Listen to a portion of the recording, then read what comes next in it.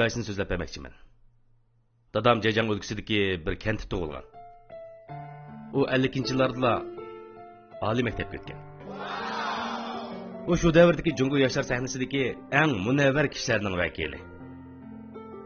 U tabiiy fanlarni qadr qilib o'rganib, shuningga tayinib istiqbolini tepib, to'tni zamonaviylashtirib, hech qanday qiyinchilikdan qo'rqmagan odam. Dadam 40 yoshga kirganda men dunyoga ko'z ochdim. Men apamning bo'yidagi vaqtimda keyin cho'qim bak e'tiborlanman deb tasavvur qilgan bo'lishim mumkin. Chunki dadam 30 yoshga kirganda o'g'il farzand ko'rgan tursa, u cho'qim meni bak e'tiborlaydi, to'g'rimi? Omatimga dadamning qarashi mening qarashim bilan butunlay o'xshamagan bir yerdan chiqdi. Esimda qilishicha, u kichigimda doim mehribonlik bilan meni yoniga chaqirib, "Vading bu yoqqa kel. Turqing durust bo'lmasa, jinonim boqolmaysan" degan gapni bilamsan. Tuzra. Qarab apinga, durust o'tirib qopishini bilmay, yag'lim gap qilishini bilgan. Matematik natijang ayni yildagi natijamning yerimig'im yetmaydi. Qandaqmi sendek bolani topqanda men? Nari menga o'xshaydi deb qarshaydi. Sizlar mis qilgansizlar. Dadamning men bo'lgan ba'zi nihoyat yuqori. Uning qarashicha men japaga chidmaydigan, qo'lidan ish kelmaydigan, uning hech qanday ortiqchiligiga varis qilolmagan kichiklikchak. Mening dadamga bergan bahorim to'van emas. Mening qarashimcha u bir mutassib, pixsiq, turmushdan huzurlanishni ozroqmi bilmaydigan jahil qeri. Shunda qilib jahil qeri bilan kichiklikchak bir yerga kelib qoldi. Shu o'tirimizda har xil surkishlarning bo'lishi turg'anligi. Rastımda isem, aynı çağda dadam bilen etişkan vaqtlarımda men eğir kunga qolgan. Chunki dadam kushmag'dur, iqtisod, aqliy jihatlarda butunlay mendan ustun turardi. Men faqat partiyalik urush qilib, fursat tepib, uni ushtim zarb berib olatdim. Men oxir bir ishni xulosalab chiqdim. Dadamning eng chong ojizligining nimaligini bilamsizlar? U haqiqatli odam maqtamaydi. Bir yil chag'ini o'tkazganimizda apam bir ustal qo'rim tayyorladi. Qo'rimlarim shundoq mo'l. Ocham ikkimiz shalvoqlarimizni yiqitib yeb ketdik. Dadam cho'kini qo'lga olib, men eng yoqtirgan go'sht qo'rimizdan bir tal go'shtni elib og'ziga silib, orqadilla oilaning inoqligi ham xushalliqi, bayram kayfiyatini yuqori ko'taradigan mashhur gapdan birini qildi. Nemanch tuzliq. Bu tuzlarni bulab keldingizmi? Ha? Tuzni bekorga beramdi ekan? Apamning chiroyimi tatirib ketdi. Men fursat kelganini his qilib, dadamga zarb berdim. Men bir tal go'shtni og'ziga silib, tuzliq emas-ku, buni nari tuzliq, shunday o'xshatdi-ku. Acha to'g'ri dedimmi dedim. Acham to'xtamay boshimni chiqdi. Apamning chiroyi sho'man echilib ketdi. Kayfiyat amdil tanishilishiga dadam yana johillik qilib teguvchini menga qartib, kichikkina turib boshqalarga xushomad qilib, oq qorini ostin ustin qilib, bug'ini ot deb ko'rsatishni o'rgandingmi dedi. U uda ushmoqqa tamsil ishlatdi. Ondan yana go'shtni tuzliq emas deyapman. Yaxshi-ku, bu taksidagi qo'rimni sayya, hammasini ye. Nifa yeyishingga, suv ichishingga ruxsat yo'q dedi. Men amalsizlikdan yedim. Dadamga taqobil turish uchun echinish badal to'ladim.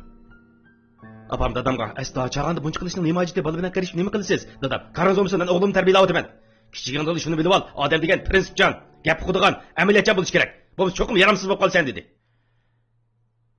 Dadam bir umr oilaning sotxona emasligini, butunlay qoidali so'zlab prinsipni ching tursa bo'lmaydiganligini, oilaning illiq bo'lishi, oila a'zolarining yaqin bo'lishining, mehr-muhabbatning prinsipidan ustun turadiganligini shakllanganligini bilmaydi.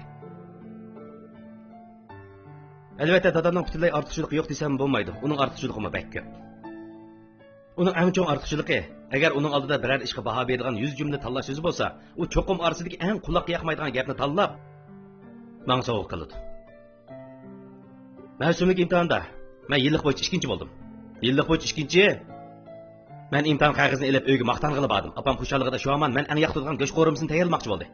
Dadam unga to'xta. Men ko'rib boqay.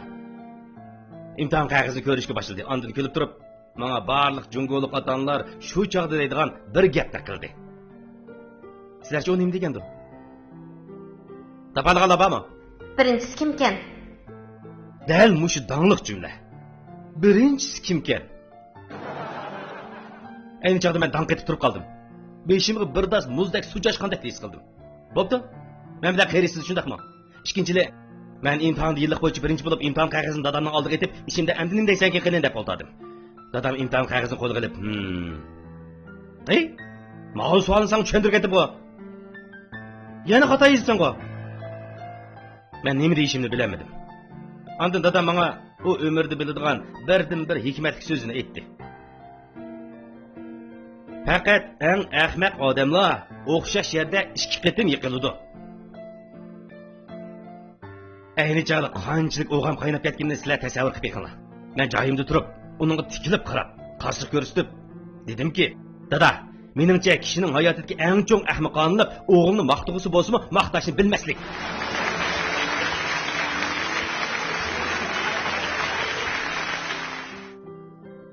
Ota-onalardagi eng cho'ng masala urush tillash emas. Eng cho'ng masala bolasini e'tirof qilmaslik. Dadam natijalarimni e'tirof qilmadi. Bu mening ko'nglimda cho'ng bir mag'lubiyat tuyg'usi paydo qildi. Bu xil mag'lubiyat tuyg'usi menda qarshilashish xohishini uyg'otdi. Meni tabiban o'rgandingiz-ku, uxlab tushingiz. Meni o'zingizdek injener qilgingiz bor edi-ku, uxlab tushingiz. Meni texnikaga tayinib jon boqadigan odam bo'ldi degatingiz-ku, uxlab tushingiz. Men oliy maktabda ijtimoiy fan kasbini tanladim. Maktab bitirgandan keyin boshda o'qituvchi, ondan internet tor sohasida ishlab, hozir bir riyosatchi bo'ldim. Bu uch xil kasbning birimi dadamning meni shug'ullanishga degan kasb emas.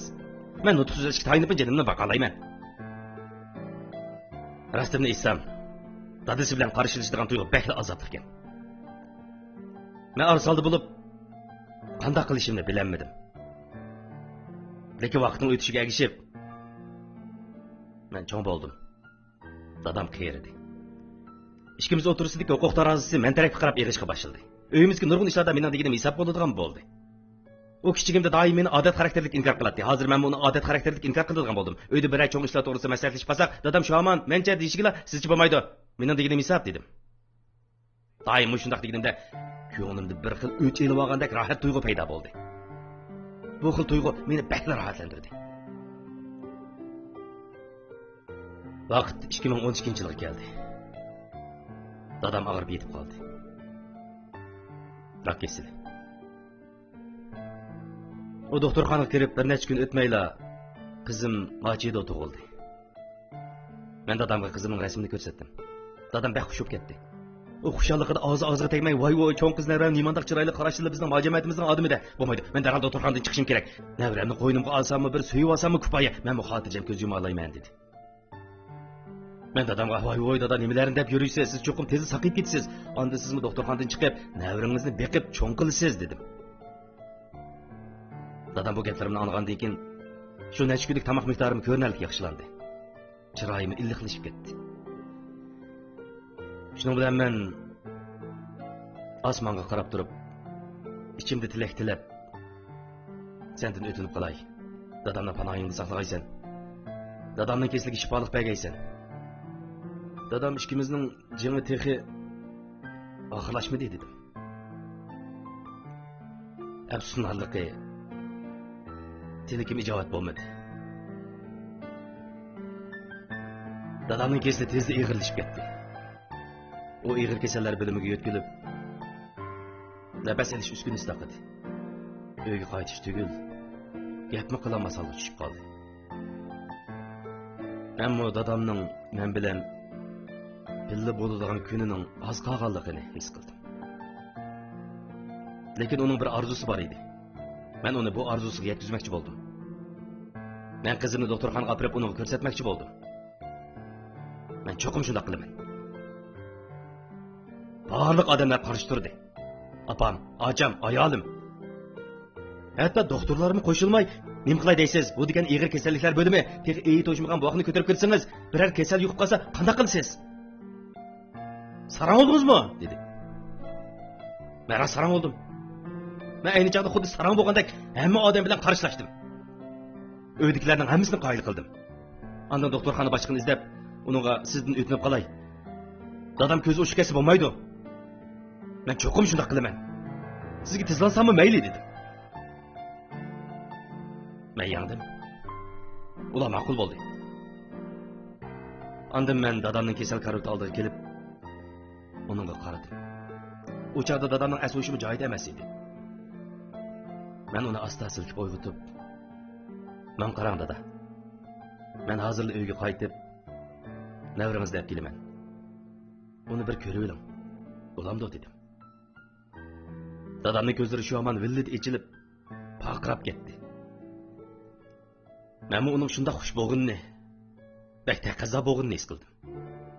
Ondan men uningga "Dada uxlab qolmang, juma, hargiz uxlab qolmang. Men hazırlık qaytib kelaman dedim. Dadamning shundoq gap qilg'ishi bo'lsa-mu gap qilam dedi. U ko'zimga tikilib qarab ketdi. Lekin u gap qilolmaydi. Ondan u butun kuchini ishiltib turib, shundoq yenik bir harakat qildi.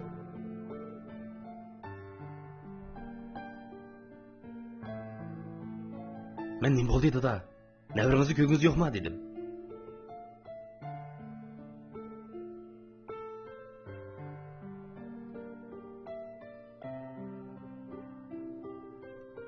O dal mushundoq jahil. O dal mushundoq jahil. Oxirgi nafsiga kelib qolsa-mu? U yana jahillik bilan bolasining salomatligi uchun o'zining eng oxirgi orzusiga yetishni rad qildi. Men bo'lmaydi dada. Bu ishda mening gapimni anglang. Men cho'qim shundoq qilishim kerak dedim. Dada menga tikilib qaradi. Menga shundoq tikilib qaradi. Men yig'lab turib, uning karavot yanida o'tirib, uning qo'lini tutib, dada gapimni anglang. Endi hargiz siz bilan qarshilashmayman. Lekin bu qitim mening gapimga kiring dedim.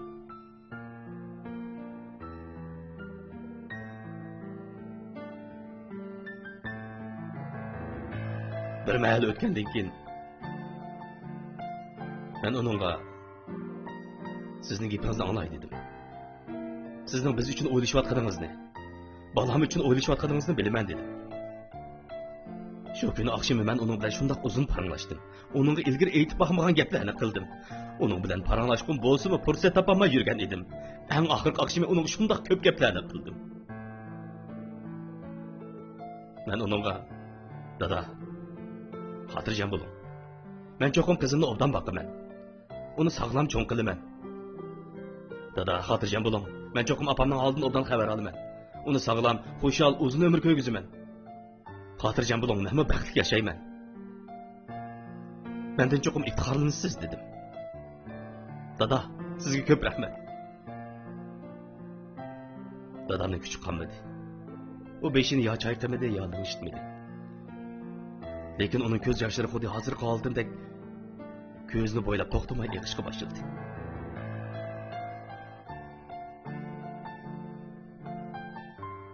Bu dadam ikkimizning eng oxirgi qatim paranglashishimiz.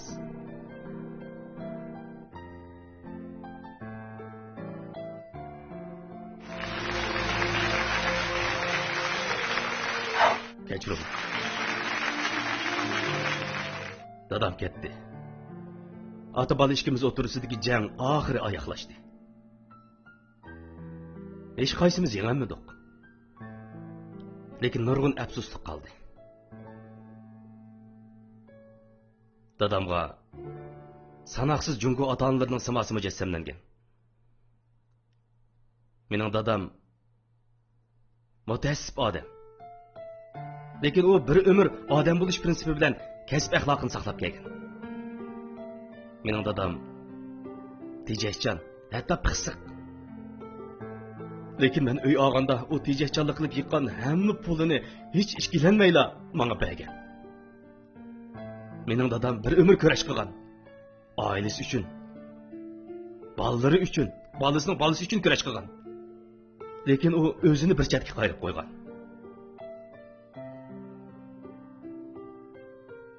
Dada, agar keyingi yaralmishimiz bo'lsa, siz bilan yana ota-bolalik munosabatida bo'lsam ken deyman. Biz o'rnimizni almashtiraylik. Men dadangiz bo'lay. Siz o'g'lim bo'ling. Men o'z qo'lim bilan sizga go'sht qo'rimiz tayyorlab, uydagilar bilan yegan tomoqning eng ta'mli ekanligini aytaman. Men imtihon natijangiz chiqqanda sizni to'xtamay maqtab, faqat tirishsanglar, sendan faxrlanaman deyman. Men barliq prinsip ham qoida tuzumlarni bir chetga qo'yib, ota-bolalik mehr muhabbatimiz bilan qalb eshigimizni ochaman. Dada, menga bir fursat bering. Sizning menga bo'lgan mehr muhabbatingizni sizga hassilab qaytarib olay. Ya'ni bir umr birga bo'lib olaylik. Dada, sizni pek sevgindim.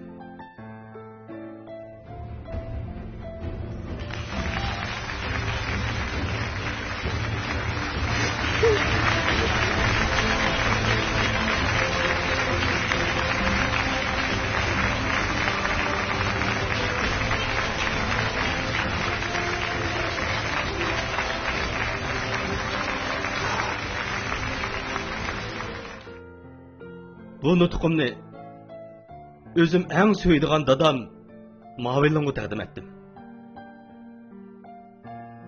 Hem jahondagi barliq mehribon ota hem o'g'illarga taqdim etdim. Ko'pchilikka rahmat. Men dunyoda orzusi yo'q odam borligiga ishonmayman. Muvaffaqiyat to'g'ri nishon va orzuga ega tirishchan kishilarga mansub. Ikkilanmang, bal qo'yib etmang. Har qanday ishga cho'qim bir amal bor.